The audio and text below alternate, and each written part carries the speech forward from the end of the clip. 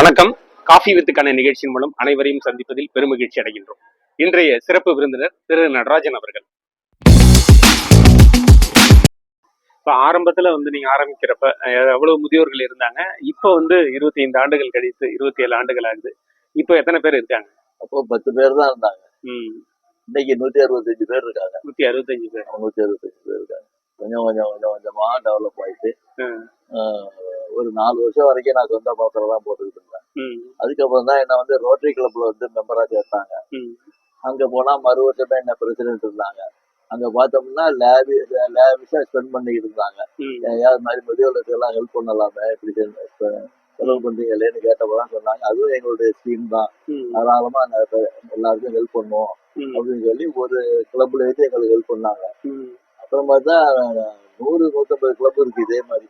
அப்புறம் ஏன் அவங்களையும் டச் பண்ணக்கூடாதுன்னு மீதி பேரையும் டச் பண்ணோம். மீதி கிளப்பு வரவங்களும் செஞ்சாங்க. முதல்ல ரோட்டரியில செஞ்சாங்க. அப்புறம் பார்த்தா லயன்ஸ் கிளப் 100 இருக்கு. சரி, அவங்களையும் அவங்க டச் பண்ணுவோம்னு அவங்களையும் கலந்தோம். அவங்களும் ஹெல்ப் பண்ணாங்க. இப்படி ரோட்டரி லயன்ஸ் தான் மேஜர் டோனர் இருக்கு. அவங்க பிறந்த நாள் திருமண நாளுக்கு எல்லாருமே சாப்பாடு கொடுக்குறாங்க. அந்த இதுலதான் இந்த முதியோர் இல்லத்துக்கும் நம்மளுடைய முன்னாள் குடியரசுத் தலைவர் APJ அப்துல் கலாம் ஐயா அவருக்கும் தொடர்பு இருக்குன்னு சொல்றாங்களே. அப்துல் கலாம் லெட்டர் போடுவோம் ஐயா, போட்டா ஐயா பார்ப்பாங்க. அவங்க பார்த்தா எங்களுக்கு ரொம்ப சந்தோஷமா இருக்கும் அப்படிங்கிற மாதிரி பெருமையா சொன்னாங்க. ஏன்னா அப்துல் கலாம் எங்க, நம்ம எங்க, அவங்க எல்லாம் இங்க வருவாங்களான்னு. வருவாங்க ஐயா, நான் ஒரு லெட்டர் போடுங்கன்னாங்க. நான் யோசிச்சேன், இல்லாட்டி நாங்க லெட்டர் எழுதலாமான்னு கேட்டாங்க. எழுதுங்க ஐயான்னு. ஒரு கார்டுல இது மாதிரி நாங்க உங்களை பார்க்க விரும்புறோம் அப்படின்னு எல்லாரும் சேர்த்து எழுதி ஒரு 10 பேர் கையெழுத்து போட்டாங்க. நான் தான் கொண்டு போய் போஸ்ட் பண்ணேன். அவ்வளவுதான், அதோட சரியா போச்சுன்னு நினைச்சேன். ஒரு அக்கலாங்க கொண்டு வந்தது. ஓகேன்னா ஒரு மாதம் கழிச்சு என்னன்னா, ஒரு நாள் சாயந்தரம் பார்த்தா போலீஸ் ஜீப்பு 2-3 தாசில்தார் ஜீப்பு எல்லாம் ஒரேதான், நாளைக்கு காலையில அப்துல் கலாம் வராரு, எல்லாம் ரெடி பண்ணணும்ட்டாங்க. எங்களுக்கே ஒரே ஆச்சரியமா போச்சு, திடீர்னு ஐயா வராரு என்ன. அப்புறம் மறுநாள் காலையில தான் அவர் இங்க வரல, எங்களையெல்லாம் அழைச்சிக்கிட்டு தஞ்சாவூர் ஏர்போர்ட்டுக்கு அழைச்சிட்டு போயிட்டாங்க. அங்க கொண்டு போய் உட்கார வச்சிருந்தாங்க. அவர் எங்களோட எல்லாம் நல்லா பேசிக்கிட்டு ஒவ்வொருத்தரையும் விசாரிச்சாரு. அப்புறம் கடைசியில வெளியில போயில என்னை கூப்பிட்டு, நம்ம ஒரு முதியோர் ஒன்னா விட்டுட்டாங்களேன்னு அவங்க நினைக்க கூடாது, சொந்த வீட்டுல இருக்க மாதிரி நடத்தணும் என்ன அப்படின்னு சொல்லிட்டு போனாரு. ஒரு கையில ஒரு கவர் கொடுத்தாரு. பார்த்தா ஒரு 25,000 ரூபாய் செக்கு போட்டு அவர் சொந்த பணத்துல இருந்து கொடுத்தாரு.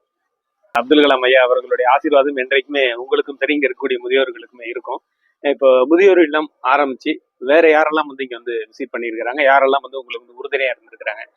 மருத்துவ உதவிகள்லாம் ஏன்னா இங்க பார்த்தோம் அப்படின்னா வயதானவர்கள் நிறைய பேர் இருக்காங்க. உடல் உபாதைகள், உடல் பிரச்சனைகள், ஆரோக்கிய குறைபாடுகள் எல்லாமே இருக்கும். ஸோ மருத்துவ ரீதியாக எப்படி உதவிகள்லாம் உங்களுக்கு வருது? ஒரு தென்கட்சி கோ சாமிநாதன் இந்த நாள் இந்திய நாள் சன் டிவில வருவாரு. இன்று ஒரு தகவல்னு ரேடியோ ஸ்டேஷன்லாம் வருவாரு. அவர் நமக்கு நெருங்கிய நண்பர். நாங்க ஒன்னா படித்தோம். அவர் நிறைய இங்க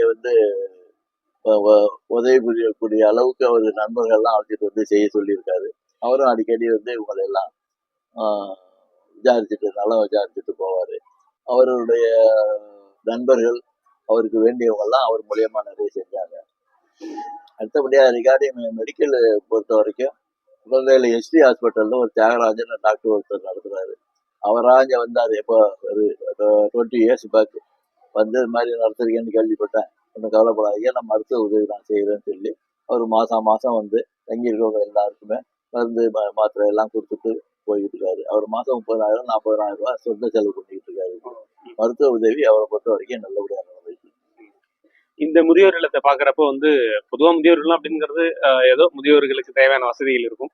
ஆனால் இது ஒரு சகல வசதிகளும் இருக்கக்கூடிய ஒரு மிகப்பெரிய ஒரு இயற்கை எழிலோட இருக்கக்கூடிய ரொம்ப அழகா வடிவமைச்சிருக்கீங்க. எப்படி இந்த எண்ணம் உங்களுக்கு வந்தது இந்த முதியோர்களுக்காக? நான் ஒண்ணு பிளான் பண்ணி செய்யல, தன்னாலே ஒண்ணுமே அந்த அளவுக்கு வளர்ந்து வந்திருக்குதான் நான் சொல்ல தோணுது. இறந்தப்ப நாங்க இங்கேதான் அடக்கம் பண்ணோம். சுதந்திர கொடியை மேல போத்தி விட்டு சுதந்திர போராட்ட தியாகியோட மனைவி நாங்களே கொண்டு போய் இங்கே அடக்கம் பண்ணோம். முதியோர் காப்பகத்துல இருக்காங்க அப்படிங்கிறத விட முதியோர்கள் அதனாலதான் இருக்காங்க அப்படிங்கிற சொல்லக்கூடிய அளவுக்கு தான் இன்றைய நிலைமை மாறி இருக்கு.